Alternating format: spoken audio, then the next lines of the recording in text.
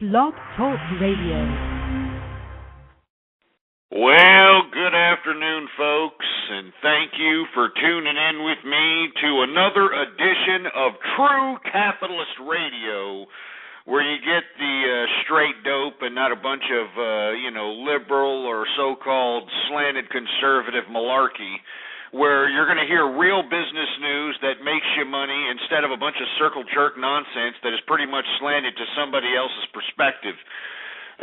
Keep in mind, folks, that everything I say is for educational and or entertainment purposes only, just so that I can get that legal jargon out of the way, because I know that we live in such a dumbfounded world that people actually believe everything they hear and read and go at it verbatim, and if it doesn't turn out as they see fit, they find it convenient to be a little litigious towards those that suggested certain ideas.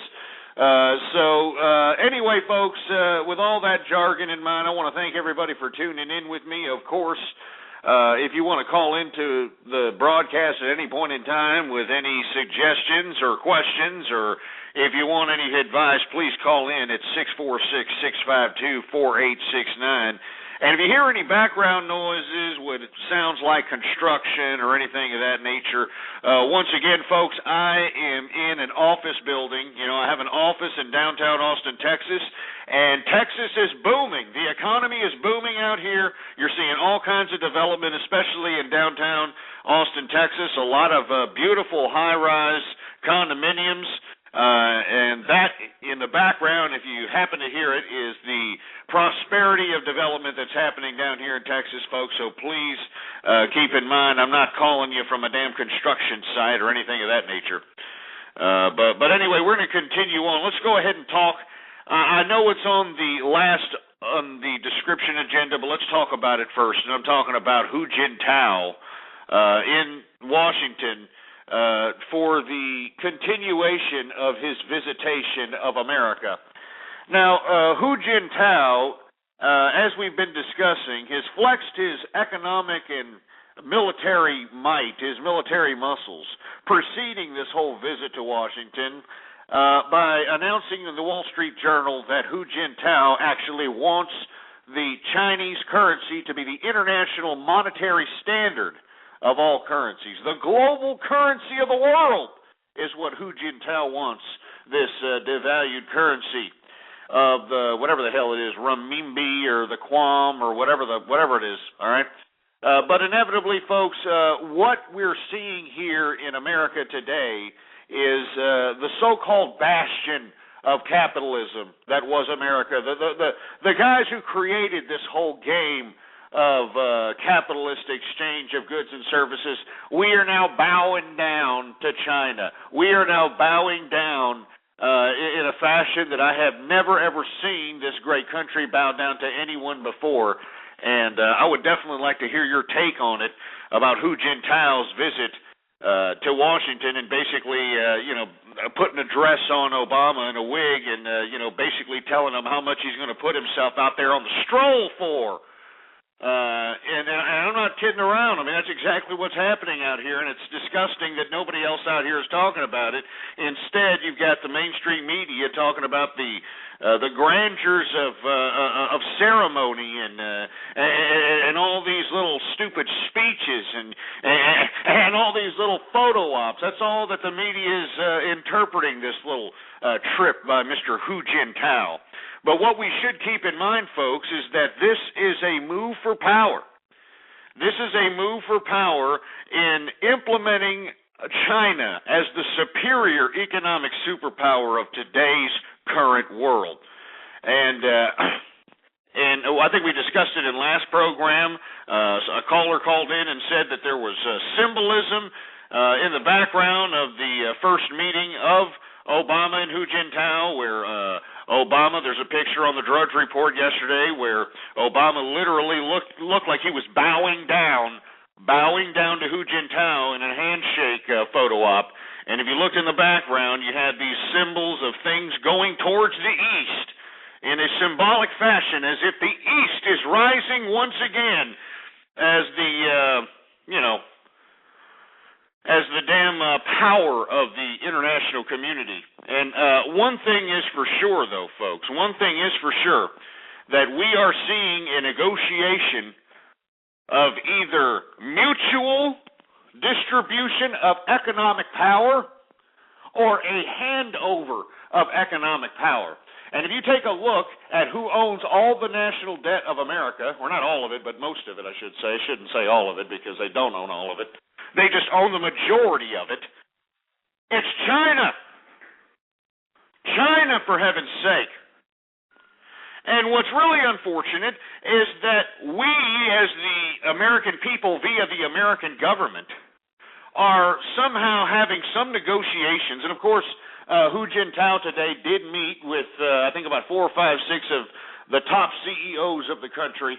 He met with Steve Ballmer and the president of Intel and the president of, some communications companies, intellectual property companies, that sort of thing, to discuss so-called qualms in conducting business via the Chinese market, or opening up the Chinese market, so to speak. And on top of which, supposedly, they've come to some sort of an agreement. I mean, this is very preliminary. I mean, this is what we've only heard over the press conference coverage here, what they've allowed to be leaked, or what the public wants to know. But according to Obama, according to Obama, and this is quoting our president, Obama said, I quote, "I absolutely believe China's peaceful rise is good for the world and good for America." Yeah. So, as a result, somehow, Obama is negotiated for America a business deal with China that would mean $45 billion in new U.S. exports. And of course, according to the Obama Hu Jintao hangout session, they talked about quote unquote significant steps in curtailing theft of intellectual property and to so-called expand U.S. investment in China. In my personal opinion, I don't understand what's going on here. I mean, why are we even negotiating? Why aren't we just acting? What we can do as a country to curb this dependency on debts from foreign countries, or paid for by foreign countries, means of production that is dominating the international commerce front.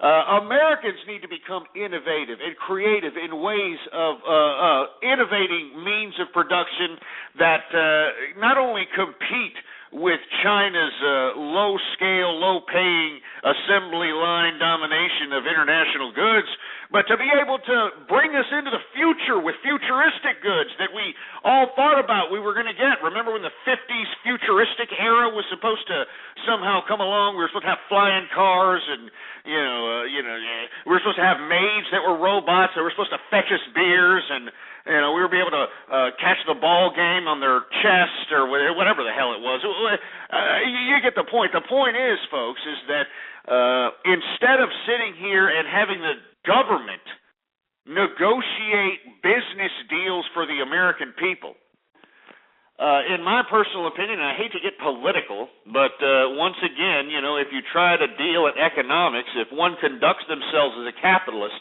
in any country or any political system, one has to conduct themselves in a capitalist fashion based upon the rule of law or the political system that's implementing the rule of law. And right now what we have is President Obama acting as the vanguard of the proletariat over here, as the dictatorship of the proletariat, basically saying to the people, yes, the United States government is doing its job. I talked to Hu Jintao, this bureaucratic communist Nimrod over here, this guy who's probably got more scalps of Tibetan monks than he does have American dollars in his bank account. I actually negotiated with this guy, and yeah, we're going to get $45 billion in increased exports, courtesy of China. Yeah, thanks, Hu Jintao. We really appreciate it, buddy. All right. Meanwhile, you've got your people trying to escape out of there because they want to be able to at least speak or be able to cook their own food or run their own businesses or whatever the case might be. And we're bombarded with all kinds of Oriental Asian restaurants on American street corners. I mean, give me a break. Anyway, let me take a sip of this sauce here. I'm sipping some Johnny Walker Blue Label. And for all you Scotch fellas out there, cheers. This is for you. Let me tell you something. It takes a real man to sip on some Scotch and not on some of this little Kentucky Fried Chicken piss that they're trying to pass off as actual alcoholic libations. Cheers to all of you out there, especially to all the capitalists.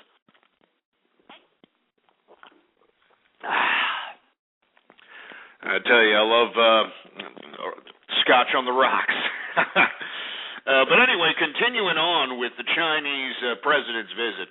Not only does this kind of implement or implicate the idea of socialism in its purest form happening in present-day America, but it also shows that, and what I've been saying all along, that America is no longer the superpower.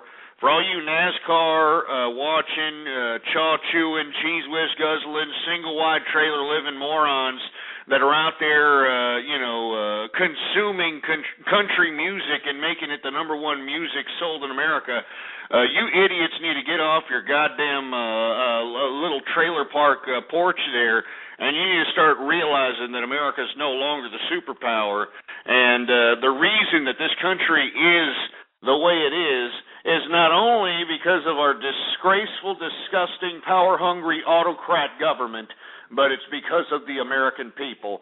And I've said it time and time again. I know there's people in here that want to, say, oh, that's not fair, Ghost. You're unpatriotic. You don't believe in America.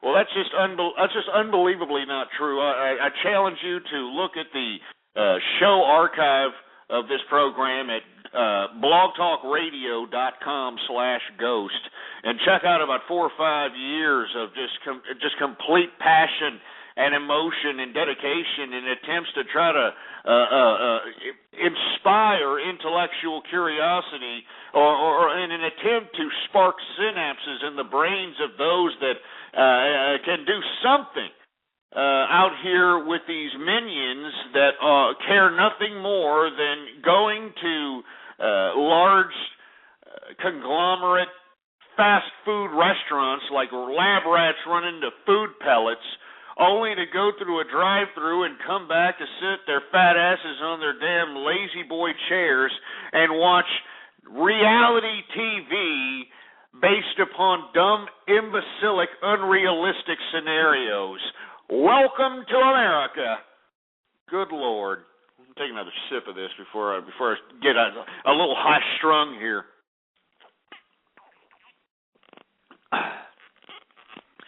But the point of all this is, folks, is the true capitalists that are in America today. I understand that it's not, and I hope you understand, that the people that have any kind of rational, reasonable thought that understand what I'm trying to say, understand that I'm not anti-American. I'm not some sociopath that hates people. I'm just telling it how it is. What's happening today is a complete withering and a complete destruction of this country, and everybody's trying to blame everybody else, but what we need to do is look in the mirror, because this was a country that was made for the people and by the people. And what these people forgot is that you have to take an element of personal responsibility for not only your social activities, not only your economic activities, but your political activities. And in my personal perspective, if one observes the landscape in America, the people of America have failed all three. And I know there's individuals out there that are probably pissing and moaning. I know there's people in the chat room that that are under guest names that are dropping out because I'm not saying, oh yeah, it's all about America and America and America. folks, I've already done that for about 5 years on the internet, all right? And nobody gave two rats' asses, all right? Morons were more worried about prank calling me so that they can impress some girlfriend that they met on the internet in some chat room or forum post somewhere, just so that he can see if he can score some finger-banging session by depositing $5 in her Amazon.com account. And impressing her by, doing prank calls to my former radio show, True Conservative Radio. I mean, this was the idea. I was sitting here giving the American people pearls, and as far as I'm concerned, I'm still shooting pearls out here. I mean, if you look at the past shows since I've conducted the broadcast as the True Capitalist Radio Show, I've given so many people ways to not only make money, but how to save money, how to use money, how to be a true capitalist, because, folks, the only way you're going to make a true impact in your life is you. You have to do it. And not only do you have to do it, you have to make the initiative and understand that you have to be a capitalist, you have to look at the environment, you have to look at the political systems around you, and you have to do what you have to do.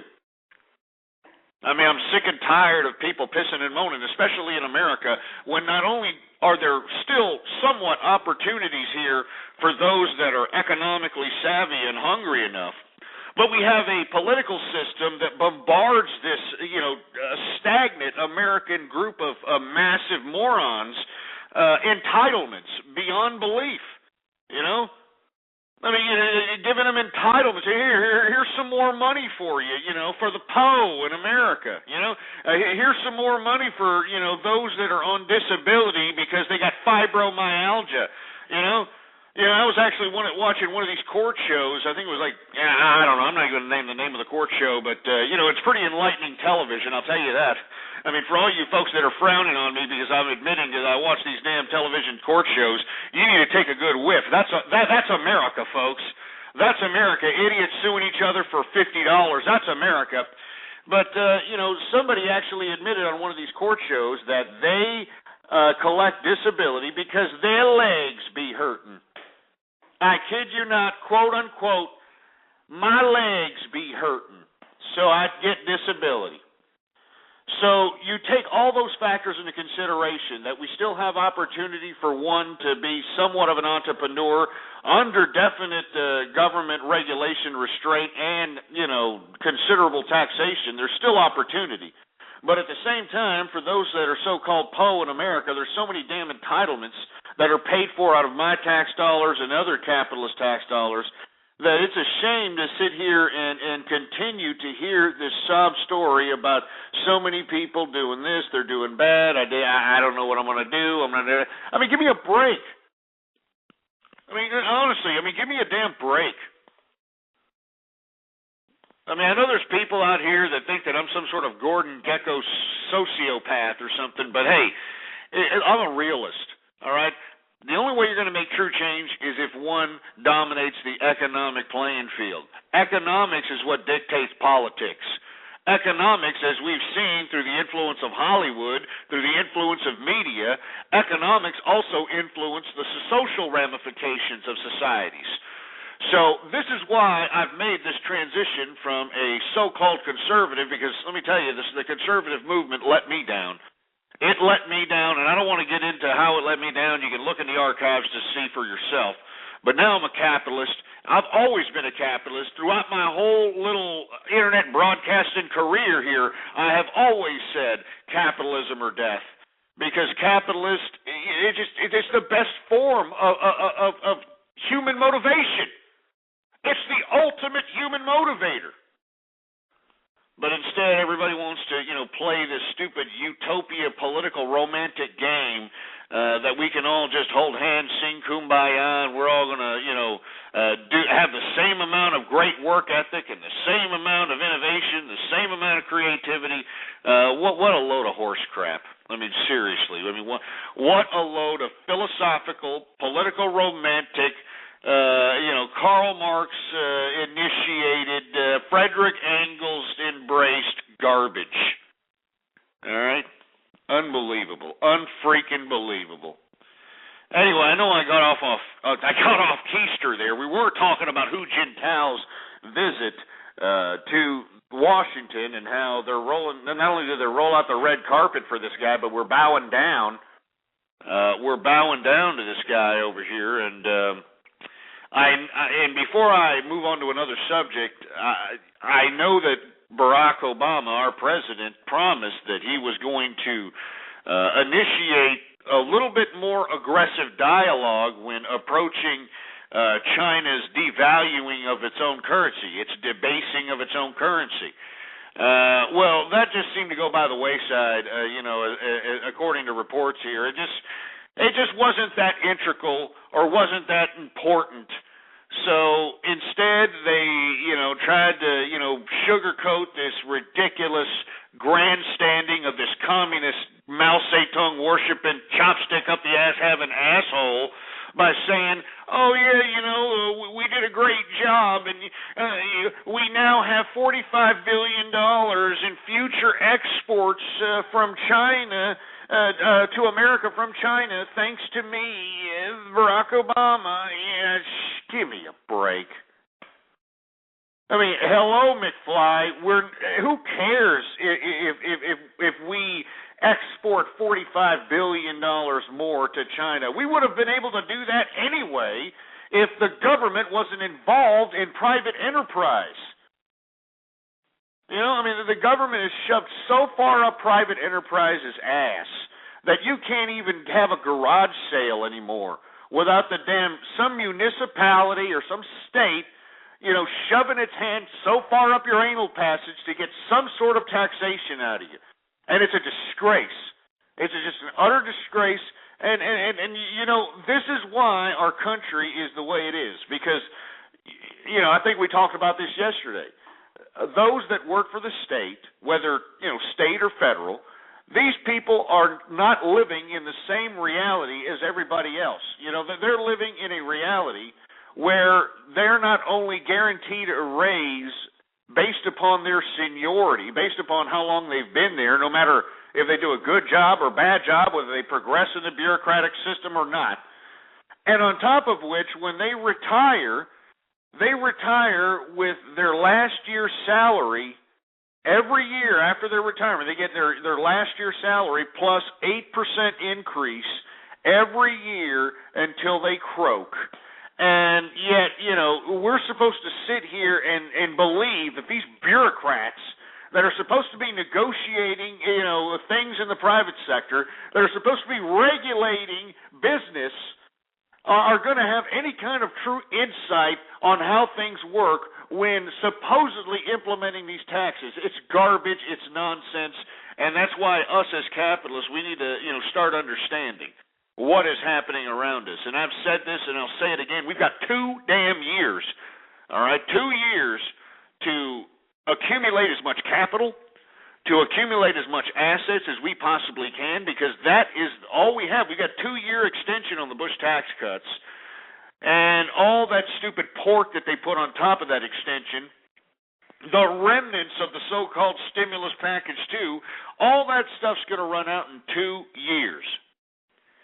Now, like I said, I think it was in episode 2 or 3, all right? In episode 2 or 3, I said that the market is going to take a downturn with all the prosperity that it's had since the summer of 2010. In the summer of 2010, May 2010 sometime, the Dow was down to 9,000. All right, it's up. What the hell is it up? I don't even know. It was a bad day. I have everything pretty much long term. I don't do too much day trading unless there's volatility in the market. But whatever it was, I think it was down 50 points or something like that. Here, let me go ahead and look it up while I'm talking here. But just to think, in the summer, it's 11,825. All right, it was down 12 points. I mean, it must have rallied before the damn market closed.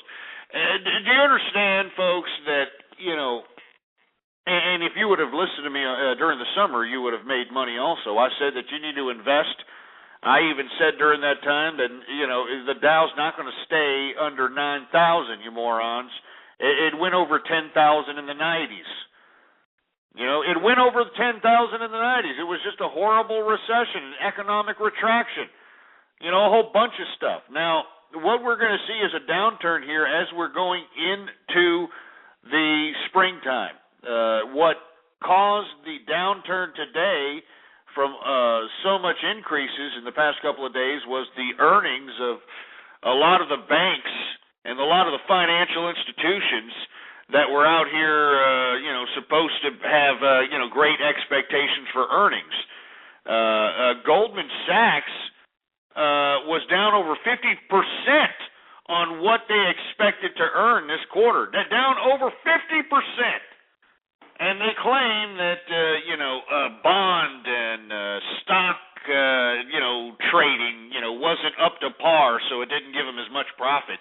I mean, you see, this is how pompous, and I hate to get off on another political rant, and I'm sorry for all the capitalists out there that are sitting in that, want to listen to some capitalist news.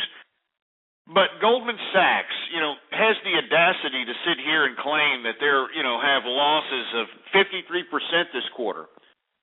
And then you take into consideration that, in 2008, our tax dollars were given to these morons. In stimulus package 2, our tax dollars were given to these morons to inflate these profits so that Goldman Sachs, when in 2008 it was trading for whatever the hell it was, $30, $50, whatever the hell it was trading for, these idiots could inflate their books so that they can increase their profits so that the stock can go back up.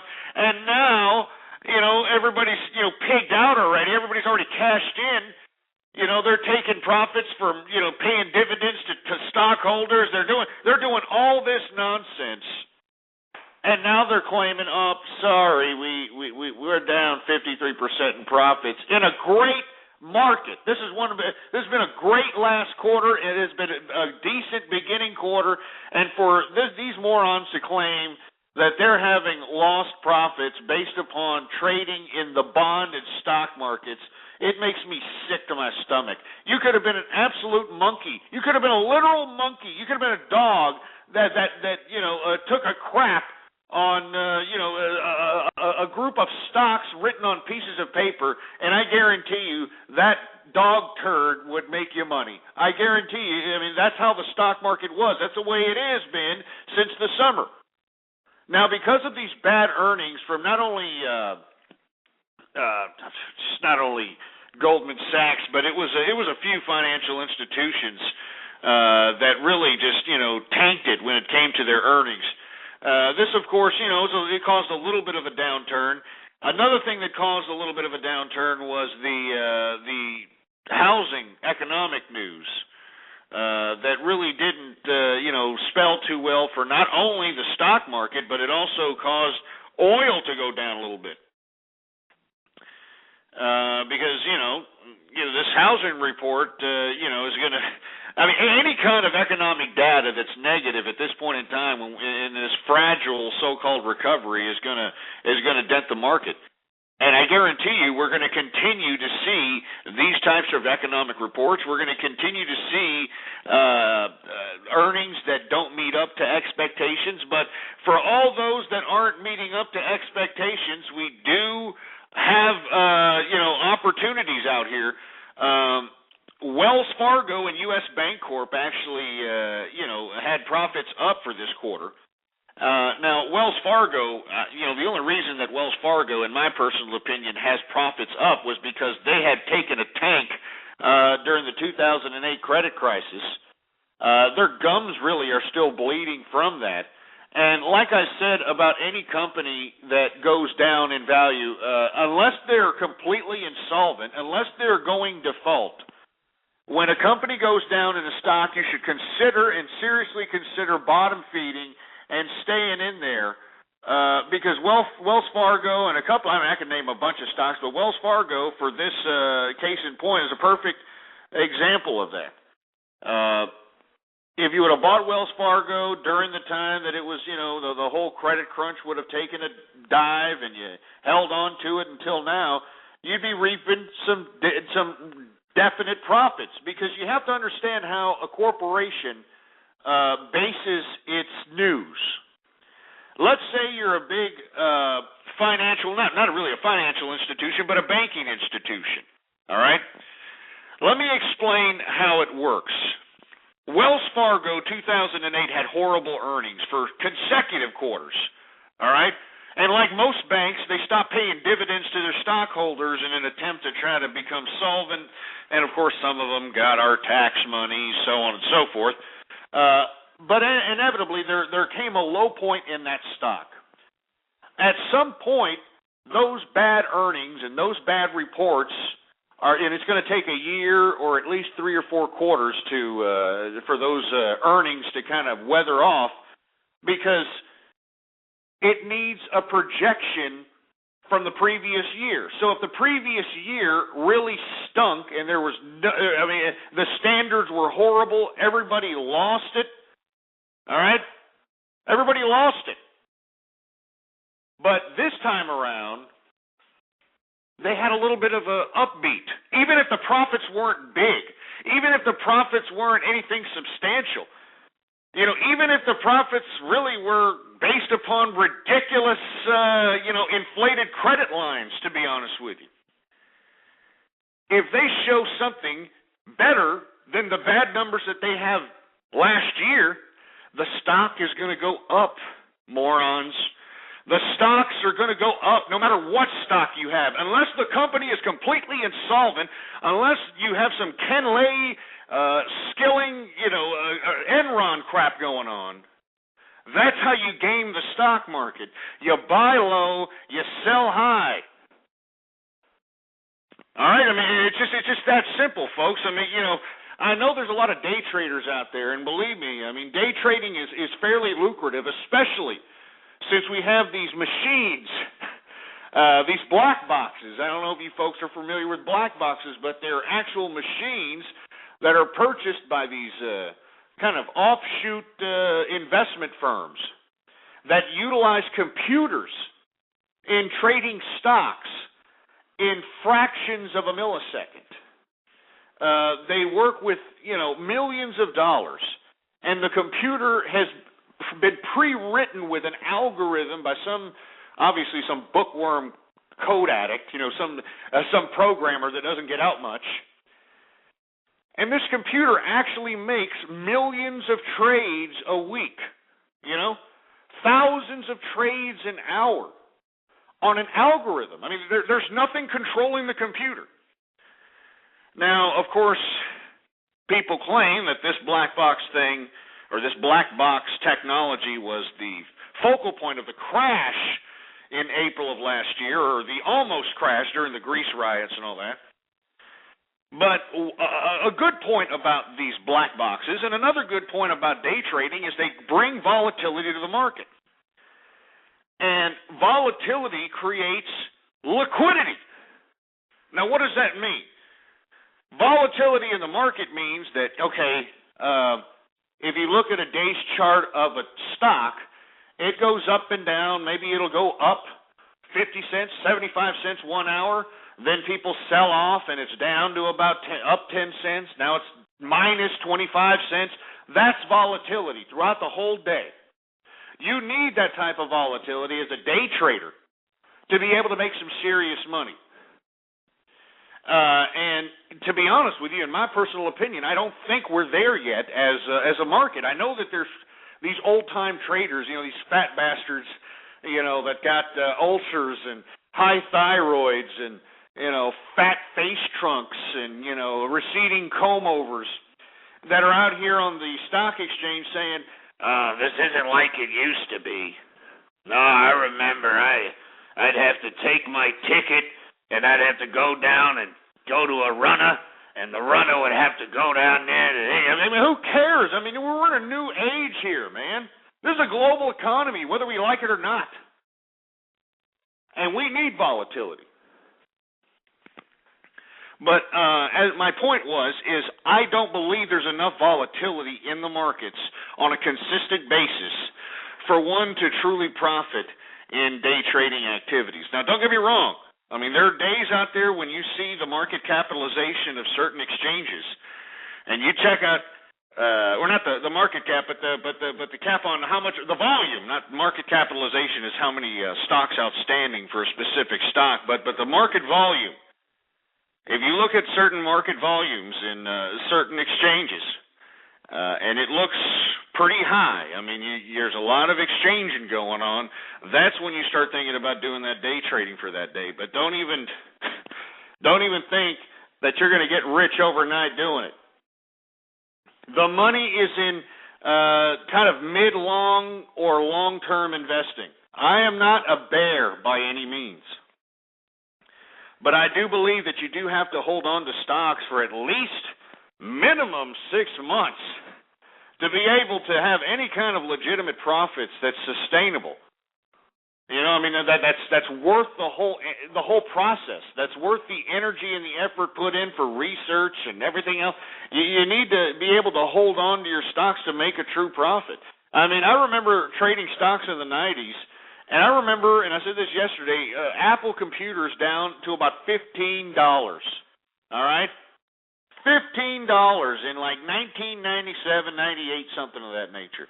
$15. Just imagine if you were the schmuck that said, well, you know, I like Macintosh, and I really like their culture, the technological culture that encompasses the Apple brand.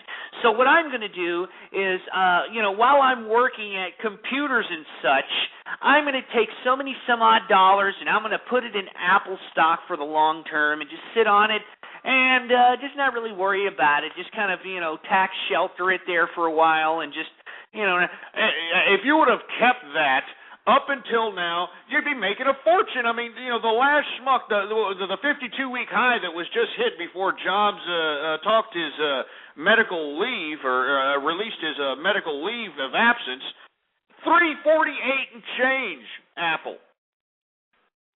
So anyway, I didn't mean to get off on that tirade, but the reason I did is because, like I said, there was a rally from summer to now. Now you're going to see a little bit of a downturn. There's still going to be opportunities out there for individuals that can capitalize on this market. But to be completely honest with you, I think that everybody should kind of hold back and wait. The downturn's going to happen, going into the springtime.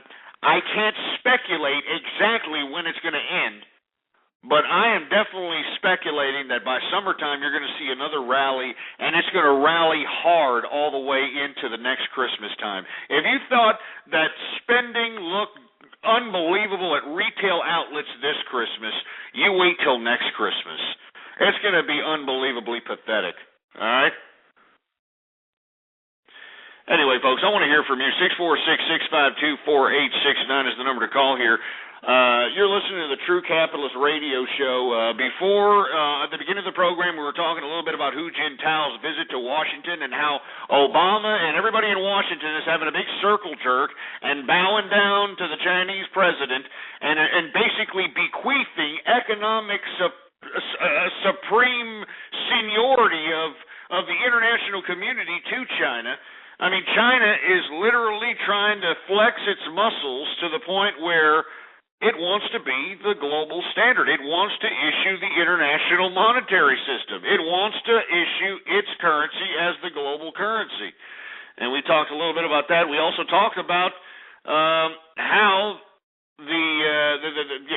got into a little bit of discussion about how stocks are going to basically take a dip as we proceed into the springtime, because what really got this particular day of bad news and a downturn on stocks today was the earnings reports of certain banks and financial institutions.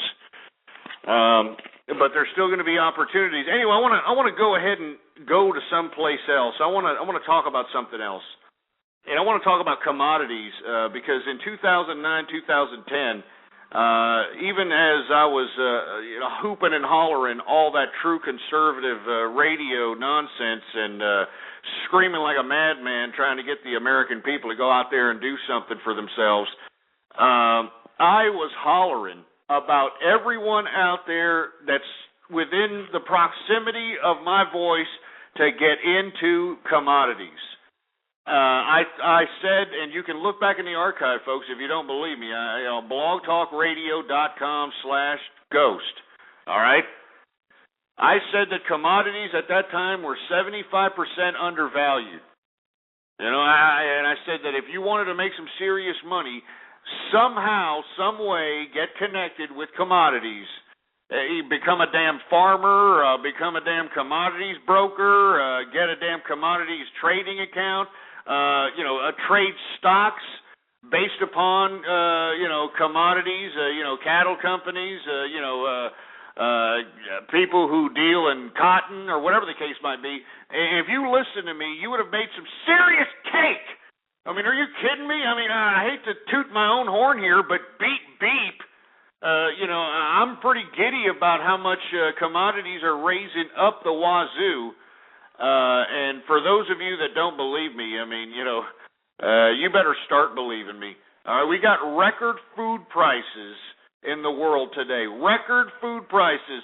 Global food costs jumped 25% last year. You know, an all-time high this past December. This is according to that bureaucratic international dumbass institution, the United Nations, but if anybody knows, they know, right?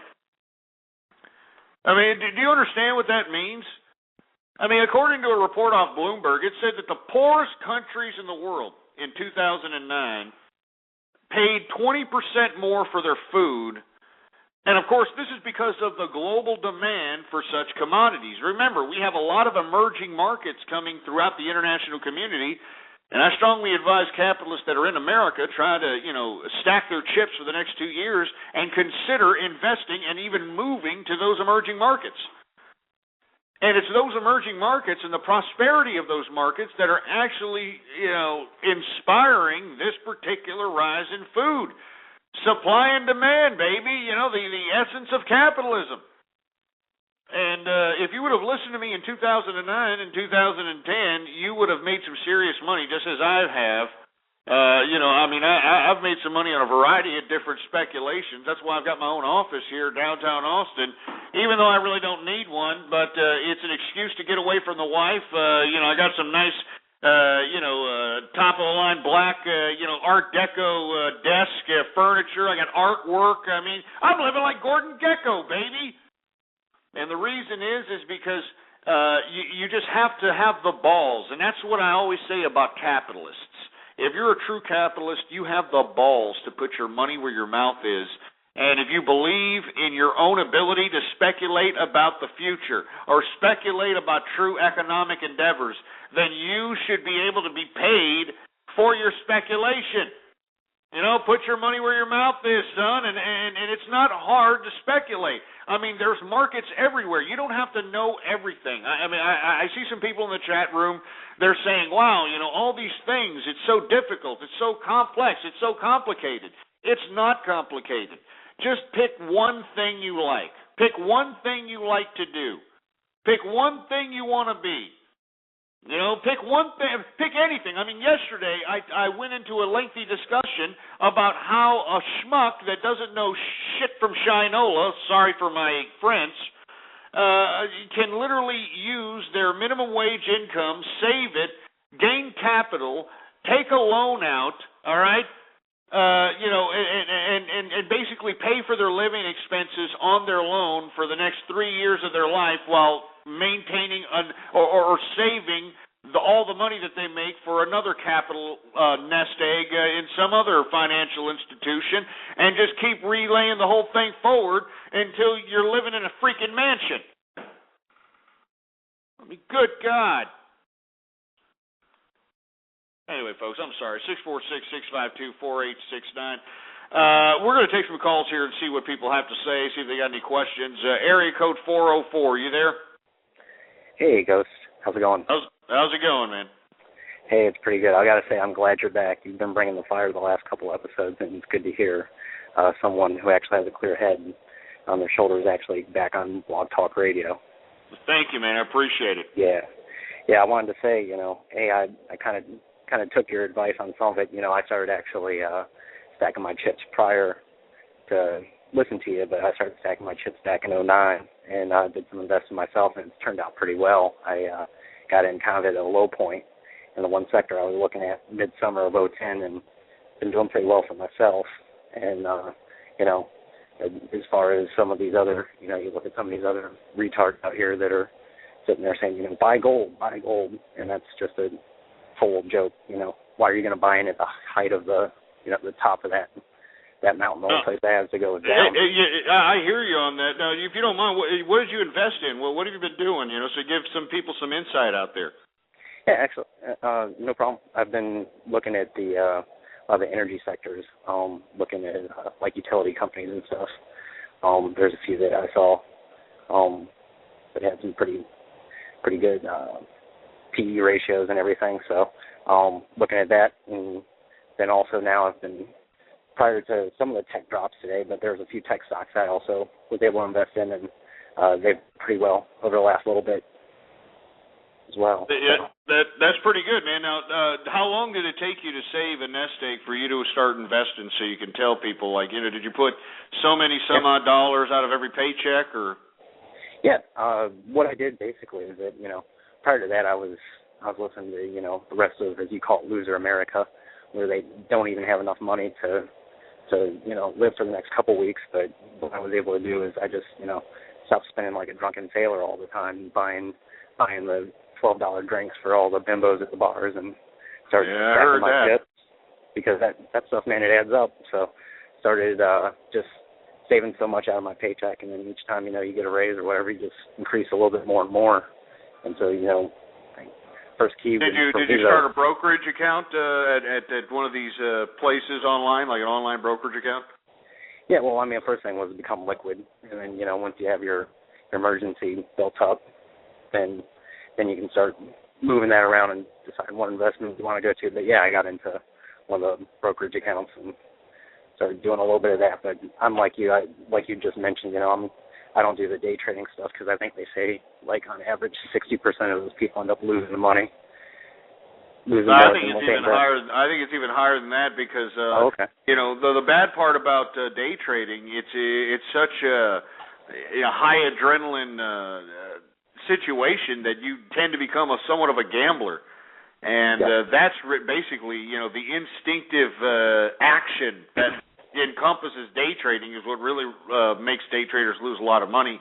And at the same time, shorting stocks and playing these financial instruments also doesn't help either. Be careful with those financial instruments like trading on margin, shorting. You got to be purely, so confident on your financial speculation that you're willing to make that type of bet by utilizing a financial instrument so that you can, take profit on your speculation. But you got to be pretty certain. Have you taken part in any of that financial instruments, margin, anything like that? Oh no! Oh heck no! I stay away from that stuff. If I can't afford it, I'm not going to buy it myself. I'm right now. I'm kind of just starting out. I've only been in the game. I got out of school. I paid for my school. I didn't have debts or going to any type of debt for it. But after that, then now I'm just kind of starting out. So I'm doing some pretty much just blue chips and looking at stocks with dividends and stuff like that. So I can kind of start building from there. But then eventually I'll start getting into some of the more riskier markets. But right now I just want to go with good, solid return. Absolutely. As a matter of fact, I would go long term on a lot of blue chips. One that I advised, I think it was on episode 3 of this show, was Intel. Because I think Intel is way undervalued. I still think it's undervalued. I think it's no coincidence that Intel's president was one of the people that met with Chinese President Hu Jintao, along with, I think, 6 other CEOs that had this exclusive meeting with him today. And it's because of the chip market. That's what they do. They make chips, and no matter what device... Yeah, exactly. No matter what device that comes out, whether it's a phone, whether it's a laptop, whether it's smart iPad touchscreen, there's going to have to be some kind of processing involved in that, and that's their forte. They're the best at it, and I just think that they're pretty much undervalued. I would buy in as much as I can for the long term. Wouldn't put all my eggs in it, of course, but would go long term on that. And like I've suggested to other folks, once you have a pretty good chunk of net worth, whether it's in stock, whether it's in, putting it in a bank account, don't be afraid to go to these financial institutions and say, hey, look, I've got stocks from Intel that you've been accumulating for 5 years, and you've got like 1,000 of them. You've got a bank account over here, and you've got about 10,000 in that bank account. Don't be afraid to go up to a bank and say, look. And you also have to be smart about this too. Don't be like everybody else out here in America and say, hey, I want a $800,000 house or something. You go out and you say, hey, look, I want if you want a car, but make sure it's modest, or I want a business.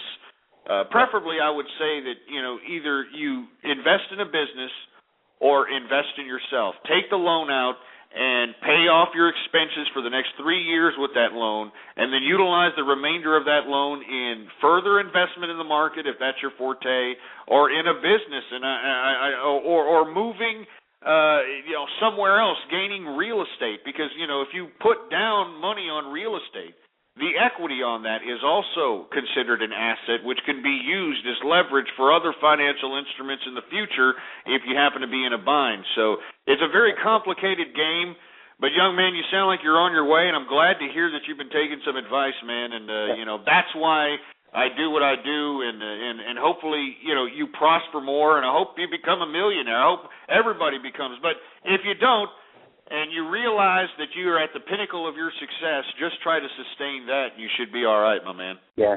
And just one final thing I just wanted to say, that, I definitely, I've been listening to your show, a lot of them on archives, but I got to say, I definitely take some of your advice, but I got to tell you, sometimes when you get all worked up, I die laughing. It's some of the stuff you say. It's absolutely hilarious, but I mean, there's always a kernel of truth to everything you say, which makes it even that much more hilarious. So keep up the good work, man, and keep bringing the fire. I appreciate it, man, and hey, keep on capitalizing, man. Will do. You too. Take it easy. Thank you very much.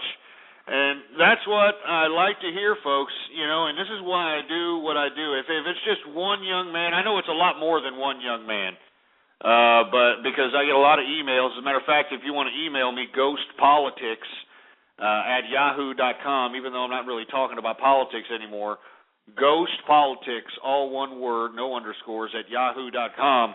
But I get a lot of emails from young gentlemen like this who say, hey, Ghost, I've listened to some of the things you've said. I've invested in some of the things you've said to invest in, or I've moved my money in some of the directions that you have suggested. I have saved capital and initiated a loan that progressed my life with the bank. Because, folks, you don't want to use your own money to invest in anything. You don't want to use your own money, when investing into a business. You don't want to use your own money when buying a damn piece of real estate. Yeah, you want to use your own money to put it down. I mean, you have to have a down payment on something. You can't put everything on credit. I mean, that's what really screwed up the housing market, was idiots not putting anything down on houses, having, $250 a week incomes and putting down on $250,000 houses out here. But whatever you put down on a house, let's say a house is worth $200,000, you put down $20,000. Well, that $20,000 is like putting it in the bank, but it's safer. And the reason is because instead of holding your money in a bank, which you're going to get some weak-ass interest, like, 1% or some crap like that, all right? You put it in a piece of real estate. When you put it down and buy a piece of real estate, of course, you're going to be financed, so you got to pay a mortgage. But the equity on that piece of real estate is an actual asset. Well, if you speculate right, because, real estate is just like any other market, and out here in Texas, the real estate market has gone through the roof. I mean, let me tell you, I sold my home, late summer, and I made a considerable profit from when I bought it from, because of the people coming down here to Texas to reap the rewards of the economic opportunities out here. And if you're an individual that understands that there's a market somewhere in real estate, and you can get a house, and don't be a flipper about it, you morons, all right? Just because you can sell one house, don't think that you can, take about 4 or 5 mortgages and, do this for a living, all right? I mean, don't be a day trader of homes, all right? But put down on pieces of property And you can either wait and hold that property and pay the mortgage on that property and wait till that property raises in value. And let me tell you, in Texas, every single month, the damn real estate is raising in value because everybody's coming down here to, get a job. And it's cheap. People can't believe they're coming in from, I'm meeting people from the East Coast, West Coast. They're like, good God, I can't believe for the amount of money that I was paying for some one-bedroom, 600 square foot condo in California somewhere, I can get myself a damn 3-bedroom home with a yard and a dog and a fence and everything. So my point is like, let's say you got $20,000, instead of holding it in the bank and not only getting a crap-ass yield when it comes to interest rate, but if you put it in a piece of real estate, that $20,000 in equity turns into huge amounts more as the real estate, the piece of real estate that you own gets higher. And how does a piece of real estate get higher? Well, more people have to want to move to your area that your real estate resides in. And let me tell you something, folks, it's not that hard to do. I mean, even if you're in, and I'm not telling you to be short-term on real estate, all right? Let me get that straight, all right? Now, let me get that straight right off the bat, all right?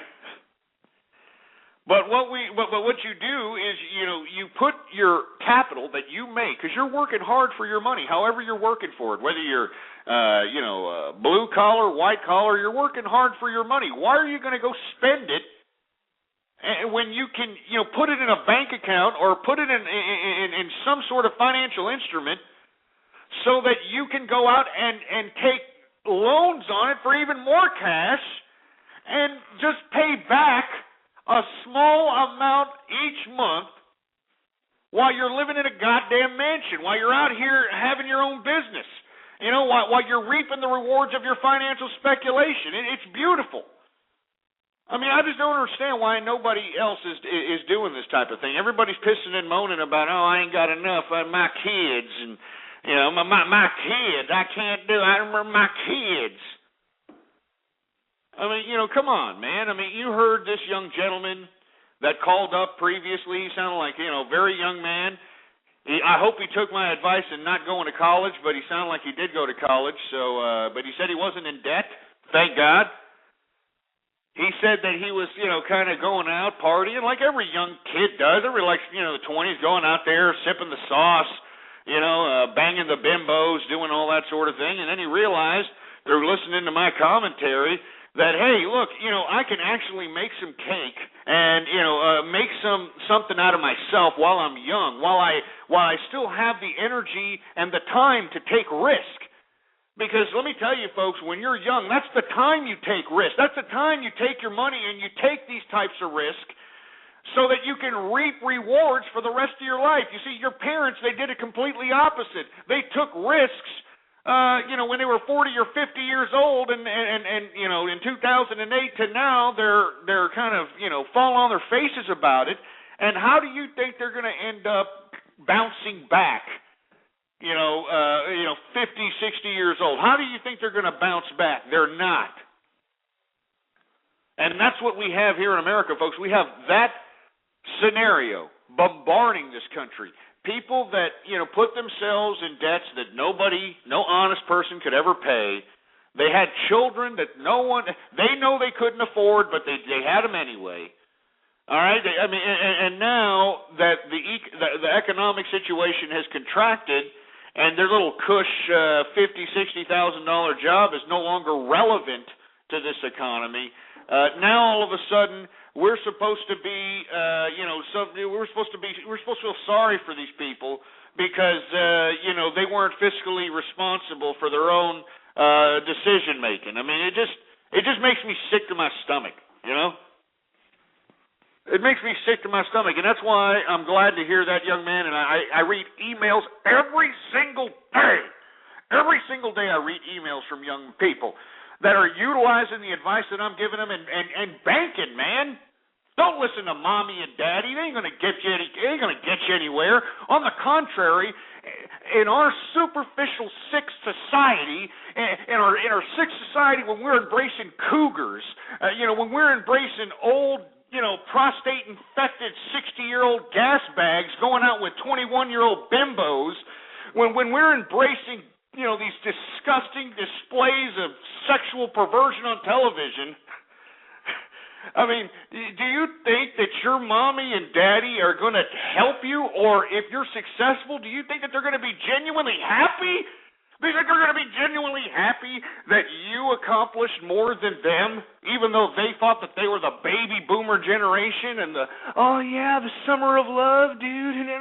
I mean, they're not going to do it. They're not going to do it. So what I'm telling you, young people, and I'm talking about anybody who's under the age of 40 or 45, because I know that, people that are 45, they think they're old gas bags. You're not, all right? You still got a lot of time left in your tank to be able to bounce back, all right? Why don't you use the remaining 5 years left before you get to 50 to bounce back there, you ass clowns? And instead of, withering away and saying, oh, I'm 45, I can't do nothing more, I'm just old. That's why I'm saying, folks, anybody who's under the age of 45 needs to understand that it's up to you. You're not going to get Social Security, all right? I know that you people think that I want to get Social Security when I'm old and that'll take care of me. And you idiots, in 2 years, they're going to start chopping that up. You people are not going to know what hit you. These idiots that are collecting disability on, fibromyalgia and my legs be hurting and all these other dumbass excuses for them to just sit on their fat asses and become Maury Povich subjects. Those days are numbered. This isn't going to be around forever. I mean, why do you think we're having debates in Washington on raise taxes, cut spending, raise taxes, cut spending, raise taxes, cut spending, raise deficits, cut spending? I mean, it's just, give me a break. We've got 2 years left in America, folks. 2 years. After 2 years, I don't know what the hell's going to happen. I mean, I'm not trying to be, Alex Jones about it and say that the damn world's going to end and, there's going to be anarchy, but like I've suggested, once the Bush tax cuts are no longer valid in 2 years and, the government wants to start raising taxes because of these high deficits, and they start raising federal taxes about 60-70%, once they start cutting federal, fat by, laying off federal workers and paying off pensions or defaulting on pensions. The same with the state level, too. Do you think these people are just going to sit back, these stupid bureaucrats that were, used to just sitting on their fat asses and collecting a paycheck by sitting on a desk and moving papers around? You think these bureaucrats are going to be happy that, they're not going to get their pensions that they were promised 8% increase every year until they croak? You think they're just going to be happy about that? No.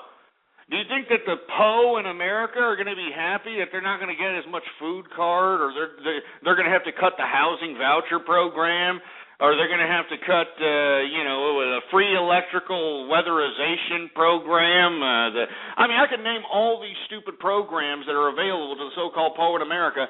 Do you think that these people are just going to sit back and say, oh, you know what, we're right. We've got high deficits. I've got to do my part as an American person, and I've got to cut my spending. I got to go out and go get a job. I can't sit on my fat ass and collect paychecks every day from the government. They're not going to do it, you idiots. And it's going to be a serious problem here in this country. I'm not trying to be,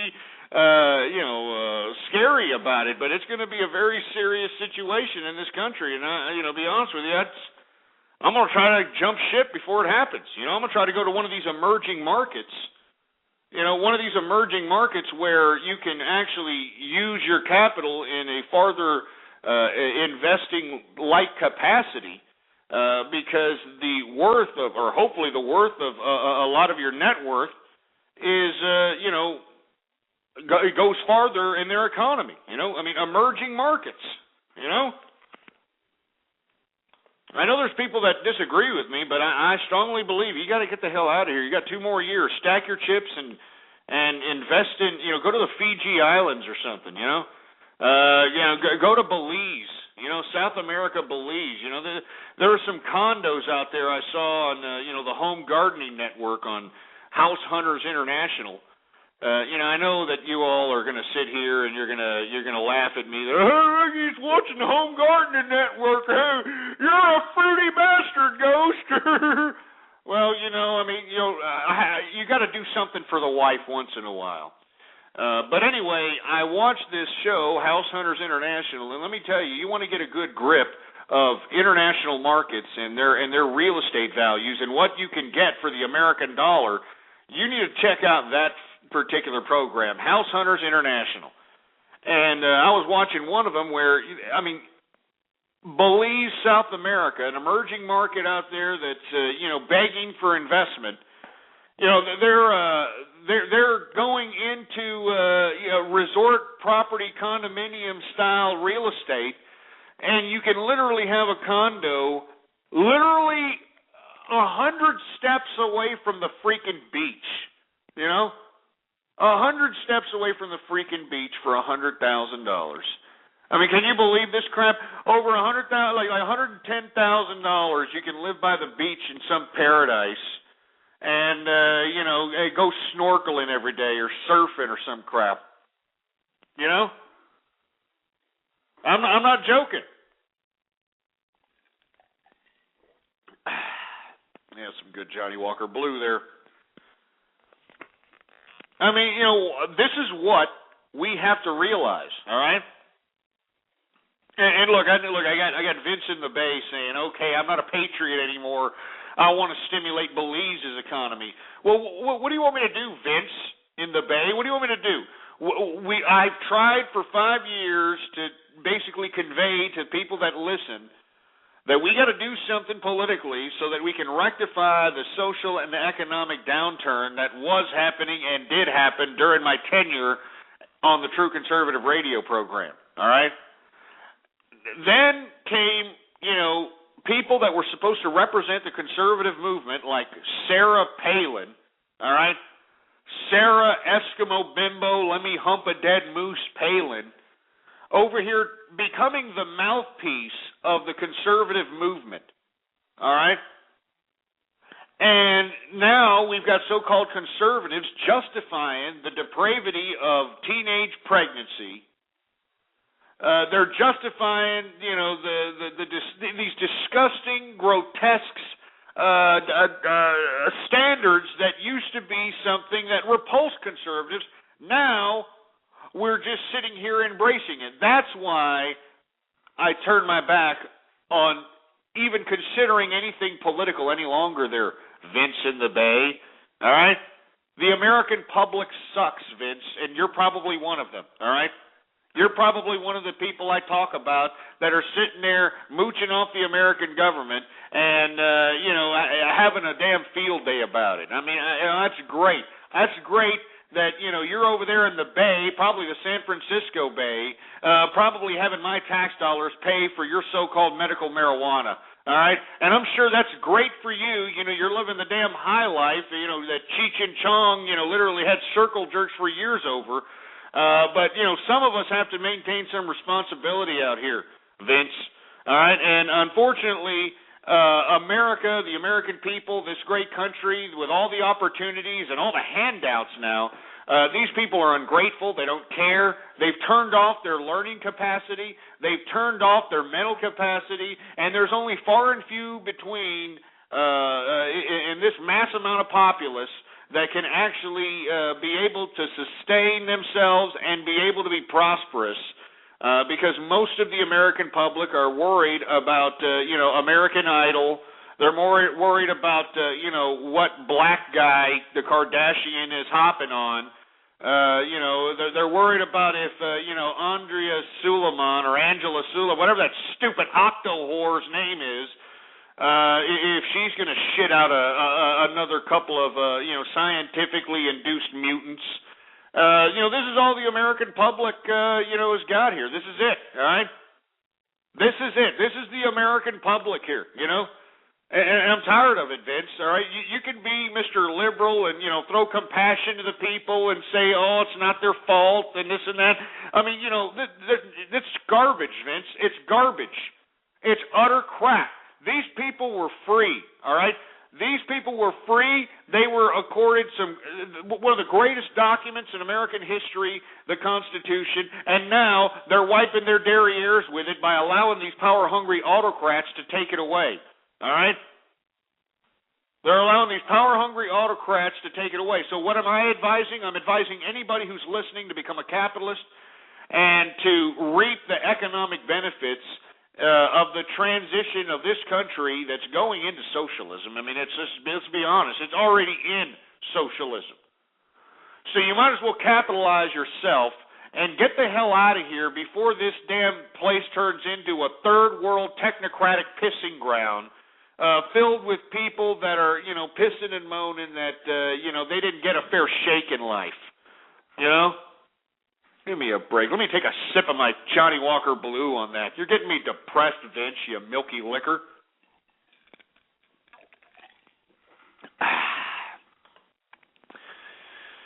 Anyway, I know I was going to talk about airlines increasing their fares because of fuel costs, but, it doesn't go without saying, folks. I mean, who the hell really wants to fly anymore anyway, I mean, the only way I'm going to fly is if I charter a jet, And let me tell you, it doesn't take that much to charter a jet. You just need to drop about $3,000, and you can go anywhere in America on a badass private jet, that they don't tell you to buckle up in, one where you can, get up and take a crap during takeoff, one where you've got, some stewardess bimbo, serving you hand and foot because that's her job. I mean, give me a break. But who really wants to fly anymore? The airlines already realized that, nobody wants to be anal probed. Nobody wants to show off their Johnson or their Beaver to some, Shaniqua bureaucratic security, Homeland Security guard via these damn scanning machines. Nobody wants to do this. I mean, why would anybody want to do this? I mean, no way. So what if the airlines up the price of their stupid airfares? I'm sick of the airlines. They got bailed out at 9/11, and they're still giving us substandard service. They're charging us for bringing on bags, for heaven's sake. I mean, what? I'm supposed to bring on a carry-on bag, and that's supposed to suffice my trip? You stupid, dumb bastards! And then you're gonna charge me about $30 or $50 per bag? Good God, you idiots should be pistol whipped for sitting here implementing that type of nonsense. And then, on top of all these fees and all the, the charges or whatever, the TSA, whatever the hell it is. There's so many bureaucrats. There's Homeland Security. There's TSA. There's the National Security Agency. There's the CIA. There's who cares about these bureaucrats? This was a country of freedom. We're not a country of freedom anymore, folks.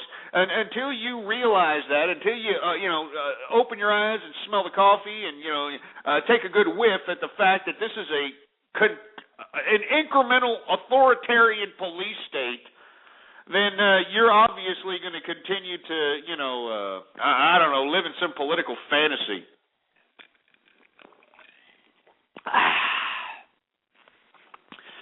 Anyway, folks,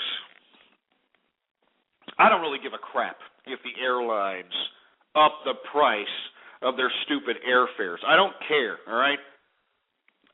I don't really care. I mean, as a matter of fact, they should piss off, really. I mean, I hope the airlines go under, really, I don't understand why the airlines can't pay for their own security. I mean, aren't these idiots, in charge of these planes here? Not only can they not update the integrity of the plane by regular maintenance checks and, garbage like that, but now, they can't even pay for their own security. They're solely reliant on this government of ours, whose solution to preventing any kind of tragedy in the air is by scanning everybody naked. Huh? Great. Anyway, I know I'm going off keister here. Anyway, 646-652-4869. Let's take another caller here. 727, you there? I'm here. How's it going? Well, I'm waiting for you to tell me how to make some money. why don't you open your ears? Where are you from? I'm from 727. Yeah, well, why don't you tell me where that is? Where are you from? Where are you from? Hey, get this stupid shit-kicking hick. Get him off! You stupid dumb hick. Why don't you open your ears? You see, this is America. This is what I was just talking about, folks, right here. Some ignorant, sentence fragment spitting, chaw chewing, single wide trailer living, hee-haw watching piece of garbage calling up here saying, I'm waiting for her to make some money. I mean, this is how our American public are, man. They have to be spoon-fed. They got to be spoon-fed information, step by step. For them to say, "Oh man, how do I make money?" Why don't you listen? All right, 727, you milky liquor. I mean, good God, you're sitting here, I'm waiting for you to make some money. Won't you listen, you moron? I've been talking about money the whole time. I don't understand. Make some money. I bet you're one of those bastards, right? That had kids you can't afford, and you got debts you can't pay for. Isn't that right? 727. Is that why you're calling me up for money? No, I got a good job. Oh yeah. Well, what the hell's your problem then? I just waited for you. You're whining about airplanes. I wanted to hear how to make some money. Well, I've told you how to make some money. I've been telling you and explaining the markets to you, for heaven's sake. What do you don't have a vernacular that can comprehend the type of things that I'm trying to convey on this show to you there, son? No, I wasn't tuned in when you were talking about that. Yeah, well, maybe you should stop whacking off to naked pictures of Ricky Martin's ass crack and maybe start listening in to shows like this, and maybe you'll enhance your life instead of sitting over here thinking, you're some Billy Badass, cracking jokes over a telephone and, thinking that, you're swinging nuts on the size of grapefruits or something. All right, just sit there and listen. Look in the archives, blogtalkradio.com/ghost. All right? We're making money here. I was talking about, here, you want a stock tip? Here's a stock tip for you. All right? Why don't you just throw a damn dart at the S&P 500 and invest in that, all right? Do that and go long term, all right, buddy? Give me a break. See, this is why I'm saying, folks, for the true capitalists out there, you've got 2 years left. 2 years left to gather up as much capital and assets as you possibly can before, you've got idiots like this moron from 727 coming into your house because he no longer has his job that pays him $30,000 to clean enema bags for a living. All right? He's going to be pissed about that. And he's not going to go out and take the jobs that are available to him now because he's going to believe that I'm better than that. I'm better than $9 an hour. I used to get paid $35,000, $40,000 a year. I'm better than $9 an hour.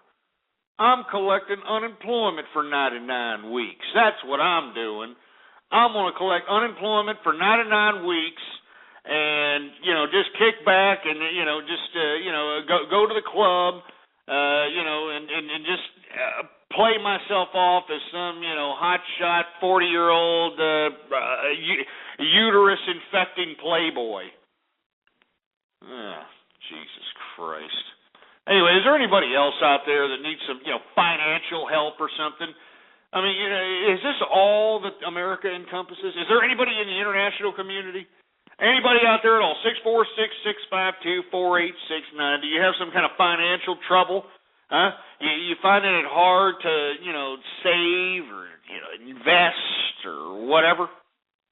I mean, give me a call. I mean, don't be like this jag off here. Are you there, 727?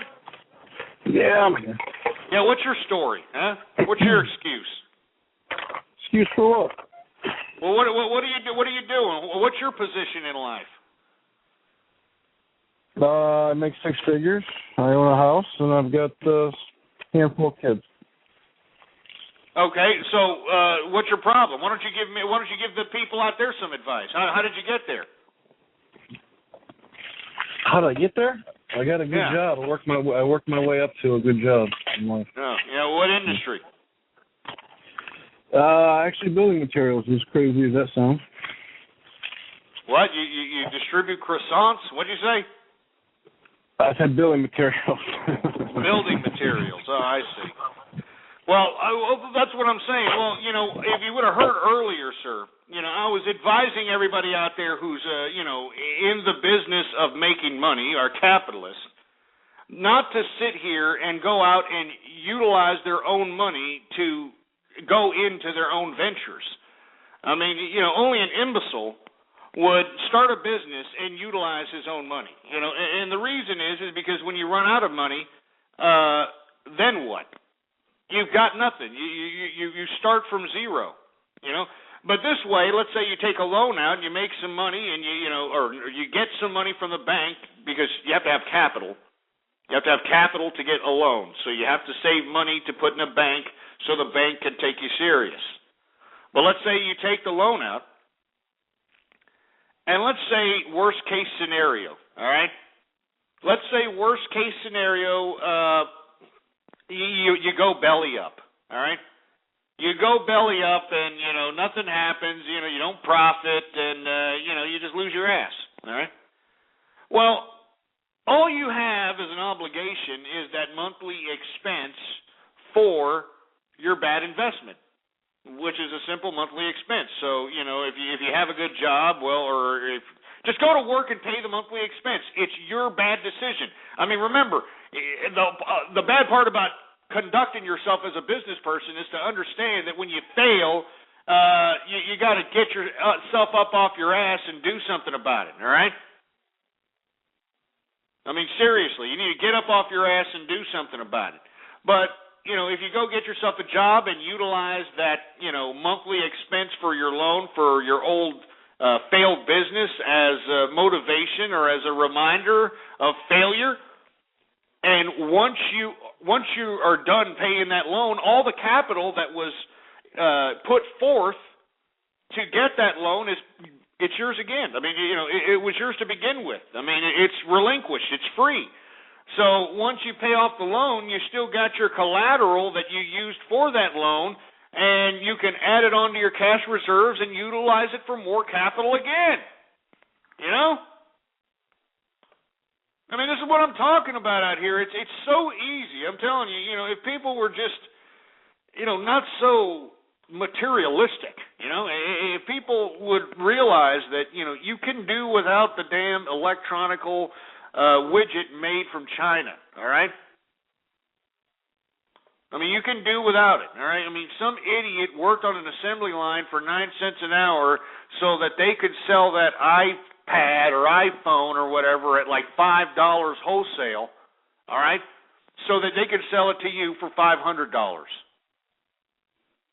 I mean, that's what you idiots need to start understanding, that this is what you people are spending your money on.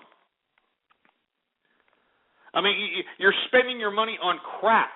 You have to understand that if you are going to spend your capital, if you are going to spend your money, you have to make sure to spend your money on something that you can liquidate.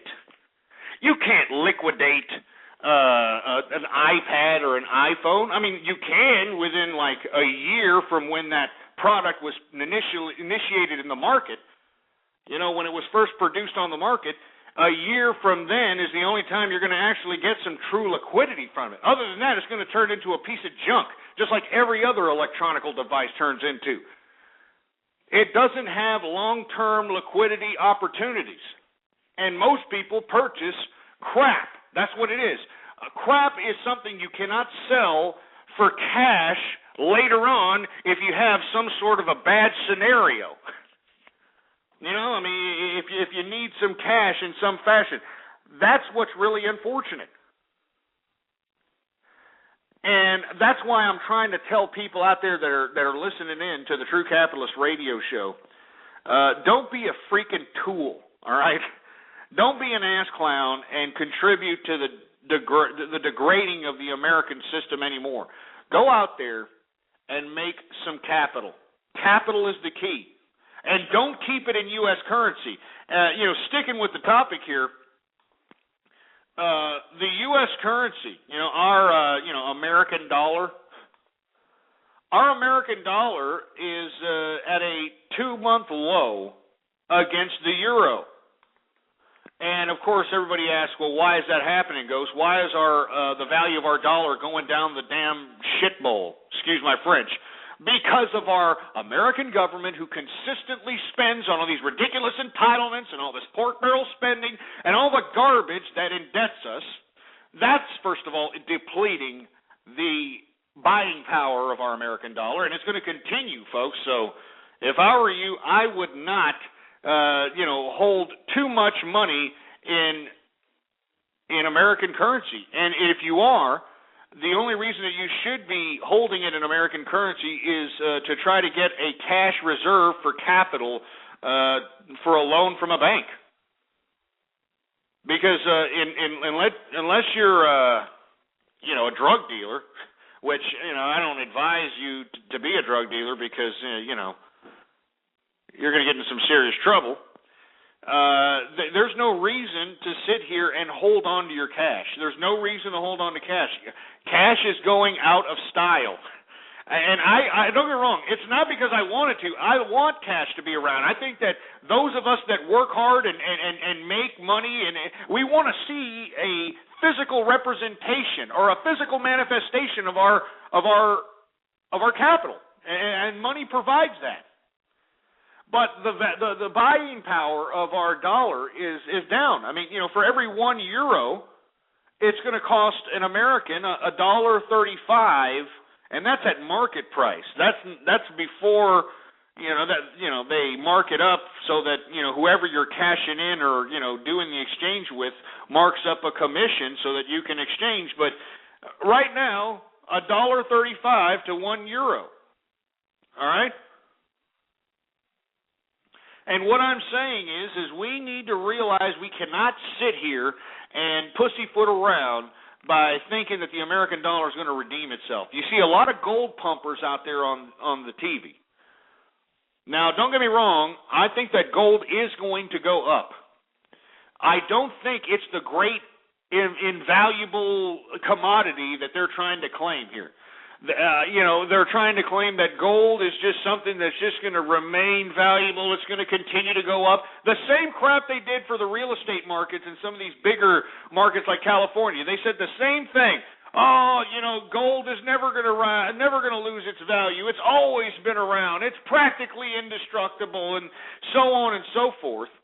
And if you look on the news channels and check out every advertisement by some gold firm or gold selling firm or gold equity firm, whatever the case might be, there's so much gold pumping that you take that into consideration. You take into consideration that the devaluing of the American dollar, gold itself is going to continue to rise. And I would consider, or I would advise everybody who's listening to at least put in 10, 15, even 20% of their portfolio in gold. And the reason I'm saying that is in 2 or 3 years, after these tax cuts reset themselves, we are going to see gold up to like $3,000 or $4,000. All right, I'm thinking 3, but we love a bubble. America loves a bubble, so I would not be surprised to see it at 4,000 an ounce. But it's definitely going to go up to 3,000. Now, I know there's going to be a lot of idiots during that time. They're going to get greedy. They're going to try to hold on. They're going to try to do whatever it takes. So that's why I'm saying what you need to understand is you cannot, I repeat, you cannot hold on to your gold for the long term. This is definitely a 2 or 3 year investment. All right? 2 or 3 year investment. I mean, look at all the gold. Hey, sell your gold. We'll buy your gold. Or buy gold shares. Buy gold bars. Gold. People are hoarding this stuff. And on top of the hoarding, which increases supply and demand, the devaluing of the American dollar. Because gold is a shiny rock, folks. It's not a commodity that's going to be sought after if there's a complete and utter economic destruction. All right? I mean, when there's an economic destruction, people aren't going to give you food for gold. All right? They don't give a shit about gold. Gold's going to be like, well, who cares? They're going to trade you for other foods or industrial products, heating products, the products for survival and sustenance. All right, not gold. But if you do want to capitalize on this damn gold rush, I strongly advise you all to, try to put in as much as you can, 15, 20% of your portfolio in gold, and hold on to it, because you're going to see a hell of a ride up to the top. 646-652-4869 is the number to call here. I want to hear from you. If you have anything that you want to chime in about, or if you need any kind of financial advice, if you're in debt, if you're one of these people that say, I can't make it, Ghost, I can't do it, baby. Well, give me a call. I want to hear from you. All right, I want to hear from you, and I want to hear why you can't do it. All right, I'm sick and tired of hearing people saying, man, I tried everything, man. When I got a job, man, did all this, sold oranges, man, did all that. I can't do nothing, man. Ain't nothing for me to do. I gotta go out there, man. I gotta get me entitlement, baby. I gotta get me some Obama cash, baby. I mean, I want to hear from you right now. I want to hear the actual excuses for why you can't go out there in this American society and not only maintain your sustenance, but be able to put in so many some odd dollars in the bank. All right? It's not that difficult. All right? Even if you're making minimum wage, for heaven's sake. I mean, no one makes minimum wage forever. I mean, bust your ass, work harder. Just maintain your sustenance and put so many some odd dollars in the bank. Very simple. Or, buy gold. Buy some gold chains or something. But, be careful, because they like to jack fools out here nowadays. I don't know if you noticed that, crime's on the rise, specifically with jewelry, because gold is sought after by a lot of people who want to buy it. So I wouldn't be Mr. Birdman or Little Flip bling blinging, about any of this, any of the rapper type, flamboyancy of gold, because you could get jacked. This is America. Anyway, I was just told on the chat room that I'm so mean. I'm a meanie. Ghost, you're a meanie. Are you kidding me? I'm a meanie?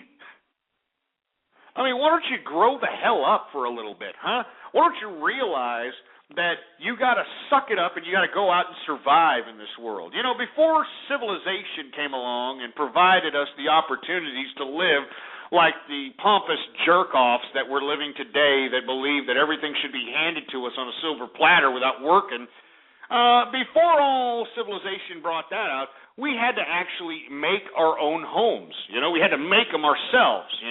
Nobody taught. There was no school for building homes. I mean, there was no school for sewing clothing or making any of these other things that one had to do. We just had to do them because we had to survive.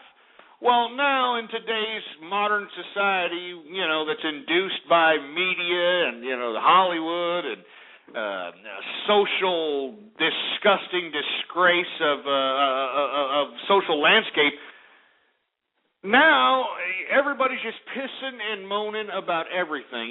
If they're not pissing and moaning about what they don't have, they're pissing and moaning about what they don't want. They're pissing and moaning about what they don't want to hear. They're pissing and moaning about this. They're pissing and moaning about that. Why don't you take your heads out of your clogged up colon pipes, because I know it probably smells like a carnival urinal in there. Take a look at the real world and realize that things are not going to go your freaking way, you stupid moron. All right? This society is not meant to serve you because you exist. That's what I don't understand about, this society of ours, that believes that every human being is God's special little creature, as if we're supposed to just kind of, accept everybody, even if they make no contribution to the mechanism of civilization. I mean, don't you idiots realize that that's what makes civilization? Civilization is the fact that people as a whole have to contribute to the civilization so that it can continue to run as a legitimate system. I mean, don't you realize that? I don't think a lot of people in America realize that. I think they realize that they can get a free ride by being as dumb as you can possibly imagine and pretending that you can't do a damn thing. I mean, that's basically what America is. It's like, man, I can't do it, man. I can't do it. I can't. I need disability. I need Social Security. I need Medicaid, Medicare. I need to buy a hover-round. I need to get one of those damn motor scooters from Medicaid so I can wheel my fat ass around and consume on the materialistic widgets imported from China via my government entitlements from the taxpayer. That's what I need, I mean, this is America here, man. I mean, come on. Remember, we used to be the bastions of capitalism? We're the damn bastards of capitalism, for heaven's sake. Come on. Jesus. Anyway, I'm sorry I'm getting off keister. I may be getting a little drunk here. But, hey, it's the end of the work day. Everybody's making money. Hopefully you're making money.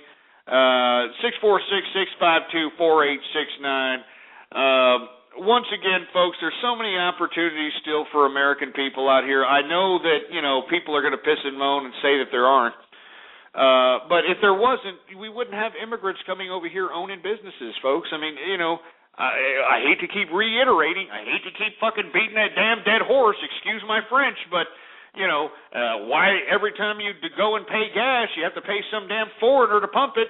Why do you go into all these damn restaurants? Because, to get these so-called foreign cuisines, because, there's opportunity.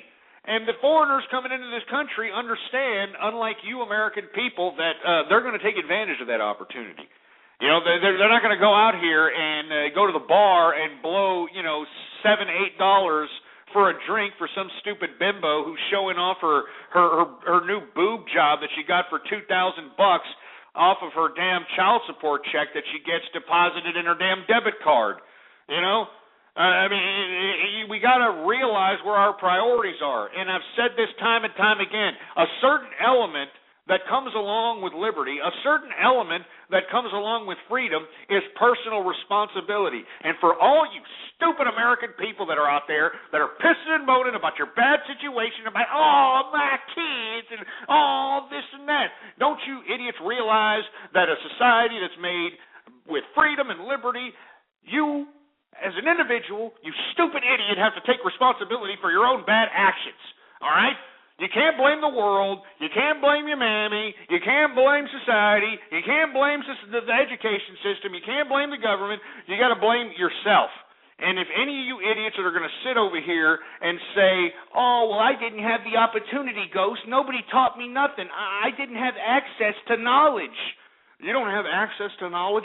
Well, then what are my goddamn tax dollars doing going out here purchasing these large pieces of real estate called public libraries that are being utilized by the PO in America for free video rentals? Huh? I mean, here you've got knowledge at your fingertips, not only at public libraries, but you've got the internet.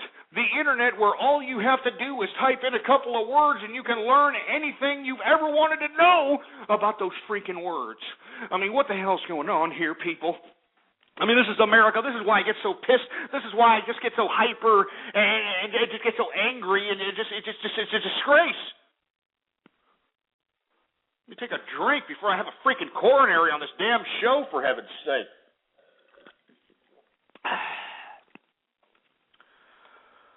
Good God.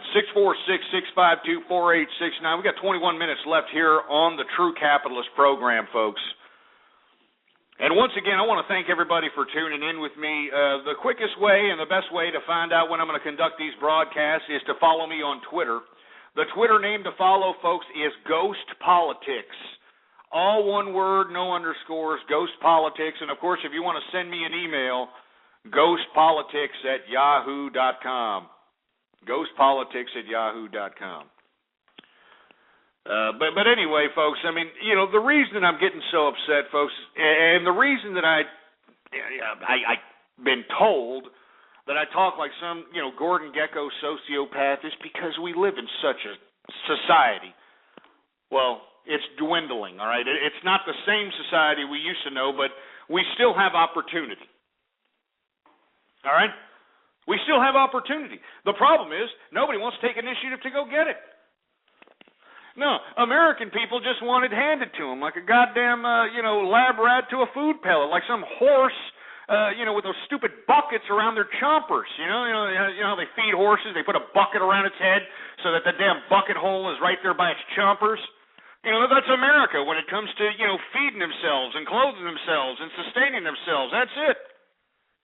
You know, and I know there's people, they're private messaging me up saying that I'm anti-patriotic, that I'm against, America, that I'm ashamed of this country. And, I beg to differ. I think you're ashamed of this country. I think the people, whenever I walk out to the supermarket or whenever I'm out at a retail shopping center and I see the sour scowls on the puss of every single face that walks graces my presence. I mean, that's what's a detriment to this disgusting, situation that we're in today. Individuals that they're never going to get happy, They've lost their families because they've dedicated their whole outlook, their whole idea into consuming and accumulating materialistic widgets. And now that they are no longer able to obtain these materialistic widgets in the mass amounts of quantities that they're used to, and now, they have no families, of course, because, we've destroyed the family via Hollywood and the media and Cougar Town and all this other crap. Their kids are, from broken homes. They're living by themselves. Well, what happens? They become losers. They become detriments. That's why a lot of these people out here have no integrity themselves. I mean, have you gone to a restaurant lately? Have you gone to a freaking restaurant? These idiots are going into 4-star restaurants with freaking NBA shorts and a T-shirt, and flip-flops. No shame in America today. These people are going into the Olive Garden with their babies in a damn diaper, running around in a diaper, nothing else. I mean, they don't even have shoes, for Christ's sake.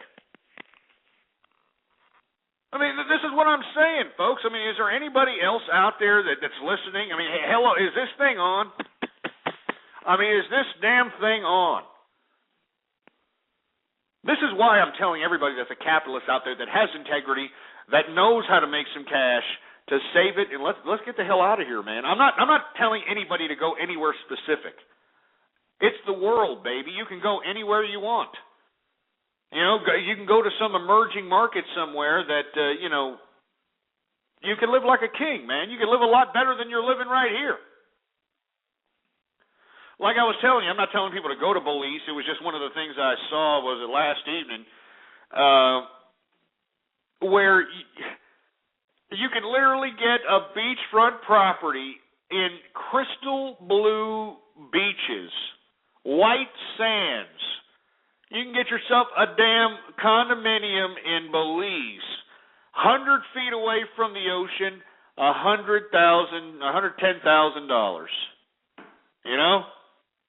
Give me a break. And look at this, there's some asshole in here. How does he know how much the Olive Garden costs? He must go to Olive Garden all the time. You stupid asshole. I haven't gone to Olive Garden in years. You want to know why? Because the food card is accepted at Olive Garden.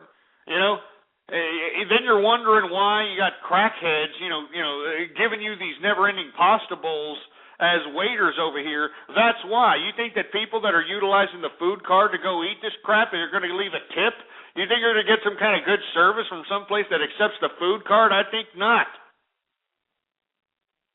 I mean, give me a break. Let me take another sip of the sauce here.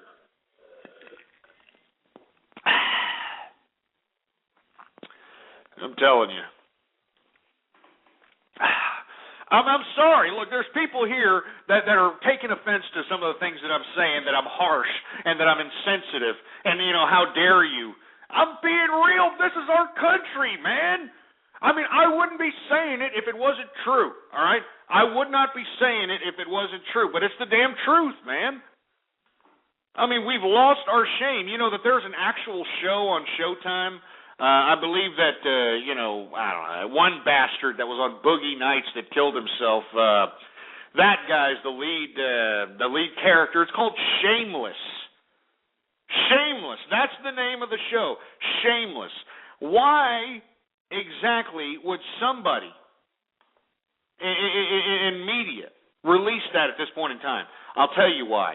Because that's exactly what we're living in, a shameless world, a shameless environment, a disgusting disgrace of itself.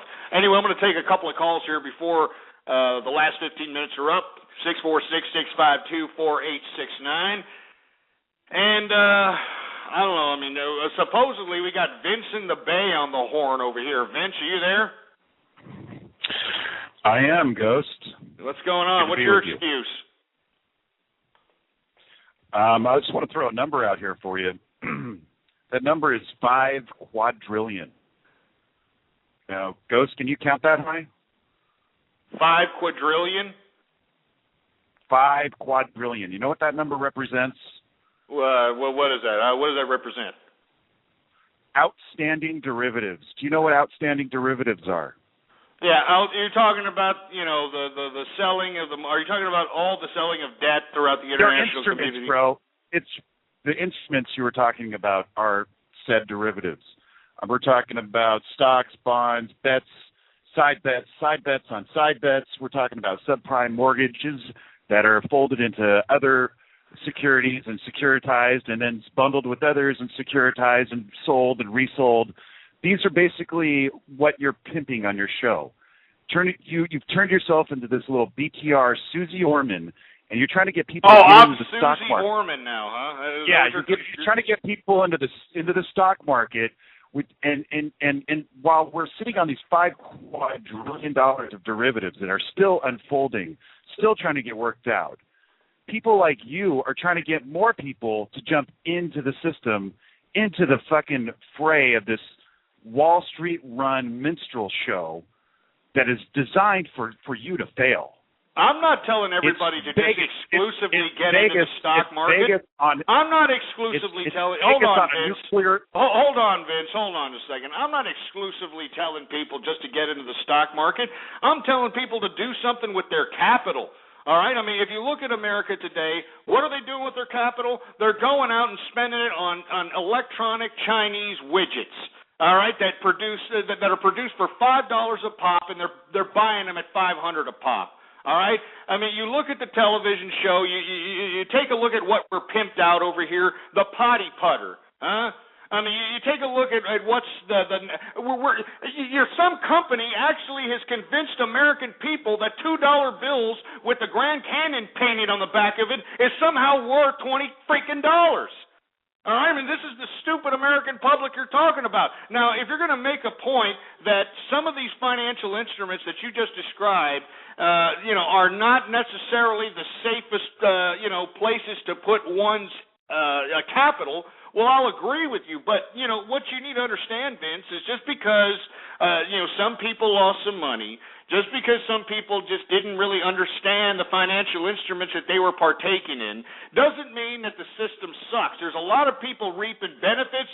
There's a lot of people producing. There's a lot of people creating out here because of this great system that we have. All right, now look, I'm not gonna disagree with you. We're living in socialism here in America.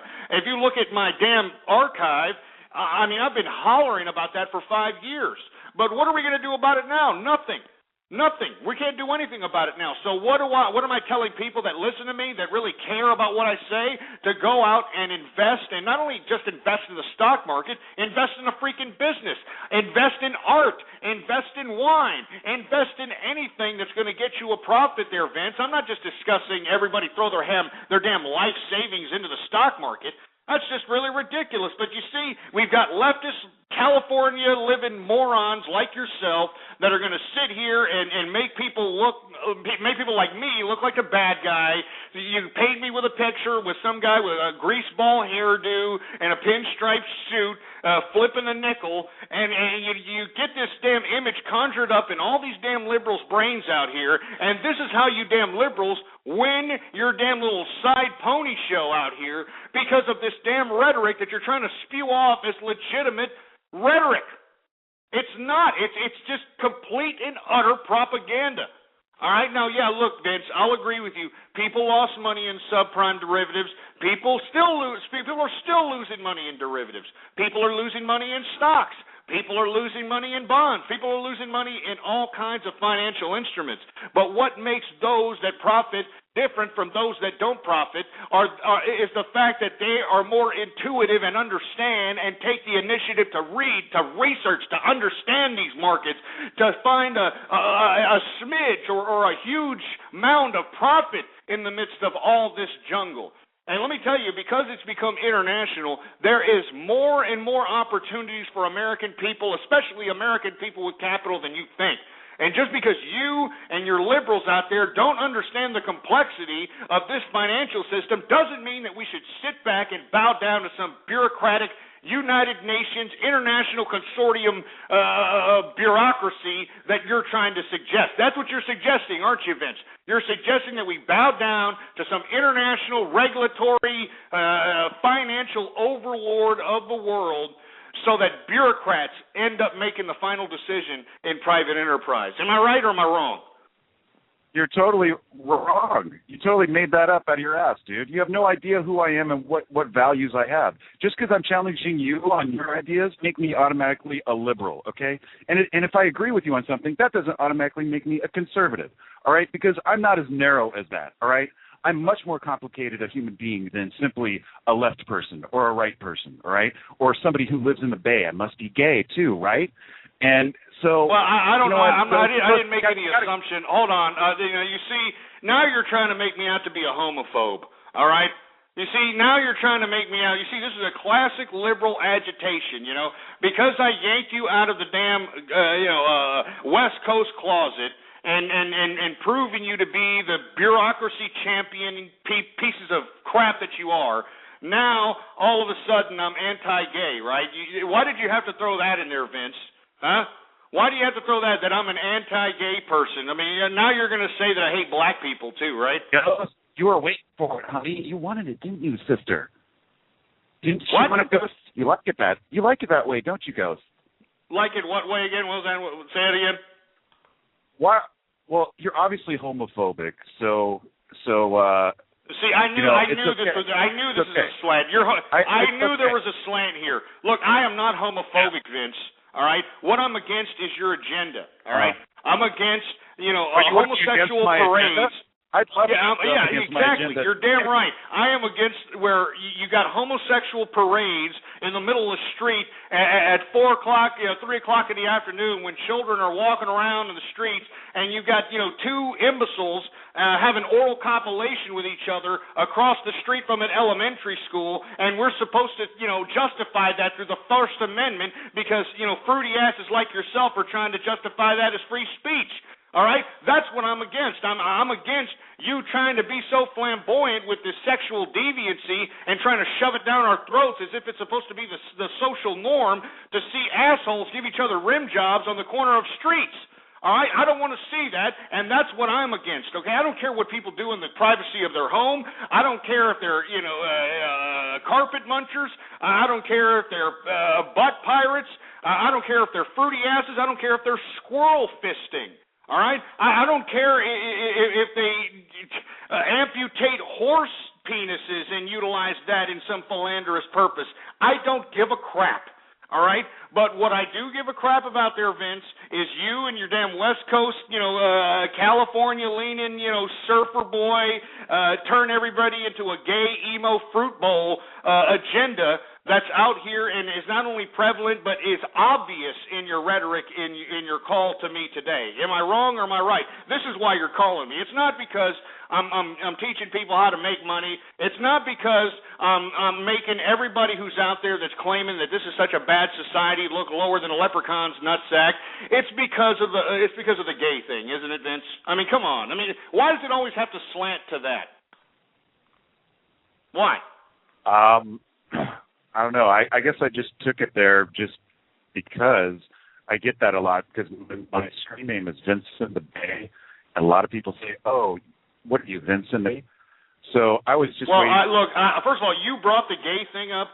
Secondly, now I actually think you're gay, because now I'm hearing the vernacular. You know, I hear in your vernacular, I'm hearing that feminized, fruity-ass little twang in your voice. So now I kind of believe maybe you are a little fruity-ass. Maybe you are playing for the pink team. So, okay, I get it. All right. Anyway, that's about enough of this. I mean, I'm not going to sit here and argue. I am not, political anymore, folks. But you see, these liberals, they call me up, and they're trying to suck me back into the political spectrum. I could care less about politics in America. You understand that? I could care less. I'm about capitalist endeavors. I'm about making money. I'm about, making profits. And I don't care about anything else, to be honest with you. I got my family. I've got my inner circle. I'm growing my corporation. And that's all that matters to me. That's all that matters. I don't care about, individuals on the street. I mean, that's the thing about you liberals. You want us all to care about every stupid human being on the planet, even though they are not making any kind of contribution whatsoever to this civilization. And once again, that's what makes a civilization is the fact that everybody that's in it makes a contribution to it. Because if people stop making contributions to it and become nothing more than, shit and piss bags, well, we're going to go into a serious problem, similar to anarchy, So that's why I'm saying, folks, let's not, sit here and continue to tout that every human being in America, or in the world for that matter, is God's special creature, all right? People are like everything else, all right? You're going to get some winners, but a lot of losers, all right? A lot of freaking losers on here. And all I'm saying is you don't have to be one of those losers, folks. You don't have to be. And you heard the young man that called in earlier. He's been listening to me for a long time, utilized some of the things that I've conveyed on this broadcast. He's invested in some of the things that I've suggested, and he's banking. And you want to know why he's banking? It's because he didn't want to stand on the sidelines and hope. He didn't want to stand on the sidelines and wish that he could get some sort of handout. He didn't wait for Mammy and Daddy to give him some sort of trust fund that was never going to happen. He went out there and invested, and he did what he had to do, just like you do. And that's why I'm saying, all right? That's why I'm saying everybody that's within the sound of my voice right now need to realize that the only person that's going to change anything is you, and the only thing that you can change is yourself and your surroundings. Remember, in this system, as a capitalist, you're the god of your world in this capitalist idea. And that's what you need to realize. Don't sit here and take this crap from the... We're not going to just take this crap from any government system that's going to try to sit here and suppress our capitalist growth, And that's why I'm trying to tell everybody out there, go out and become a capitalist. The capitalists are the ones with the balls. All right, the ones with the balls the size of grapefruits that slap liberals upside their chin into reality and realize that capitalist is what inspires innovation. It inspires creativity. It's the greatest human motivator of all time. And if you don't believe me, it inspired the Industrial Revolution. It inspired the Technological Revolution. And it will continue to inspire markets. And it will continue to inspire innovation. So as long as we, as the general American and a general world population, don't fall victim to political romance of collectivism, of socialism, of anything that is going to keep us stagnant in human mediocrity, because that's what I'm against, human mediocrity. We need to be progressing. We need to be extending our technology. We need to be going out into space. We need to be colonizing planets. This is the kind of crap we should be doing, but instead we're pissing and moaning. We're bickering at each other over here over dumbass political games, over social ideas. and it's ridiculous. So before I get off this show here, I want to thank everybody for tuning in with me. Be a capitalist, and if not, then just keep bitching, all right? Keep bitching and get the hell out of a capitalist's way. Anyway, folks, I want to thank everybody for tuning in with me. Bookmark the official webpage, blogtalkradio.com/ghost. Is the official website of the True Capitalist Radio Show. If you want to email me up and chime in on anything or have any questions, give me an email, ghostpolitics@yahoo.com. Ghostpolitics@yahoo.com. And, of course, the Twitter name, folks. The Twitter name, Ghost Politics. So, anyway, I'm out of here, you milky lickers. I'm going to be back on tomorrow, same place, same time. Long live capitalism, and I'm out.